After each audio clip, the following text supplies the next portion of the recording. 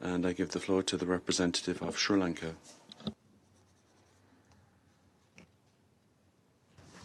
Mr. President, at the outset, Sri Lanka wishes to commend the Republic of Panama for convening this timely debate and for its leadership in bringing renewed focus to maritime security. It is a crucial issue to maintain global stability and national resilience. As a small island nation located at the crossroads of a vital international shipping lanes, Sri Lanka's security, development, and prosperity all depend on the stability of the Indian Ocean.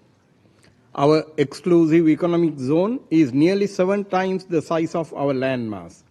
In this context, Sri Lanka seeks to harness the ocean's economic potential while benefiting from Asia's rising prosperity. While the nation is benefiting from our strategic location, it also puts us on the front lines of confronting complex maritime challenges. These include the persistent threat of illicit trafficking in drugs, arms, and persons, illegal, unreported, and unregulated fishing that undermines food security and livelihoods, environmental degradation, and the growing risk posed by maritime militarization. These challenges are interlinked, transnational, and evolving in scale and complexity. Sri Lanka has taken decisive steps to confront these threats. Domestically, we have strengthened legal frameworks, empowered interagency cooperation, and enhanced maritime domain awareness through investments in radar and surveillance systems. Our Navy and Coast Guard play a vital role in interdiction, environmental protection, and humanitarian response. All of these actions were taken despite the country operating under significant resource constraints. In this context, we appreciate friendly nations' much-needed support to enhance logistics capacity and technology to bolster capability to safeguard our maritime boundary and illegal trade, human trafficking, arms smuggling, and terrorism. The issues we are discussing today are common, and countries must work together to address them effectively. To that end, we have prioritized regional partnerships and technical cooperation. One such initiative is the jointly established Regional Center for Maritime Studies by Sri Lanka and France, with an aim to advance maritime safety, security, and marine environmental protection in the Indian Ocean region.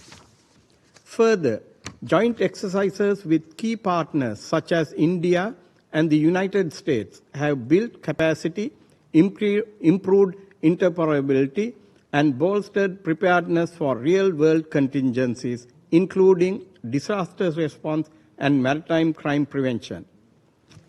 At the multilateral level, Sri Lanka reaffirms its commitment to international maritime law, in particular the United Nations Convention on the Law of the Sea. We reiterate the importance of the UNCLOS as the legal framework within which all activities in the oceans and seas must be carried out.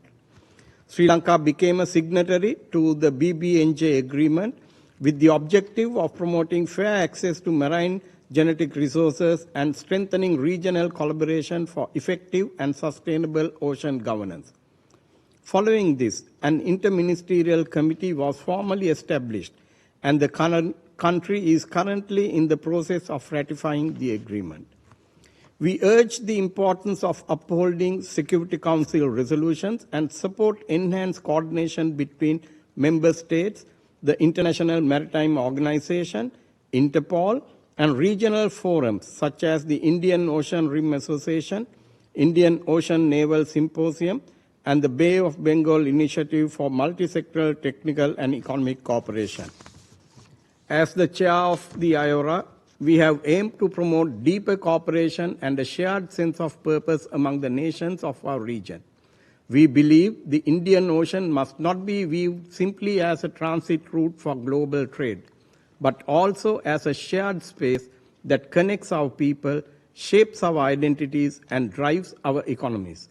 Mr. President, technology must be an enabler for maritime peace, not a source of new instability.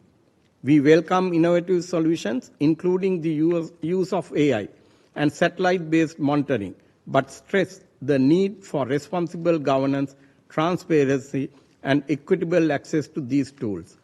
Sri Lanka also calls for integrating climate resilience and environmental stewardship into the maritime security agenda. Rising sea levels, marine pollution, and ecosystem loss are silent threats to the security of coastal communities and the viability of our blue economies.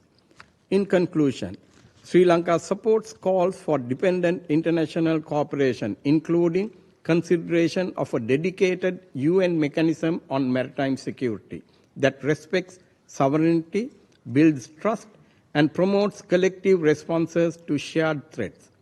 Let us ensure that the oceans remain secure, sustainable, and open for all nations to reap their benefits on equal terms.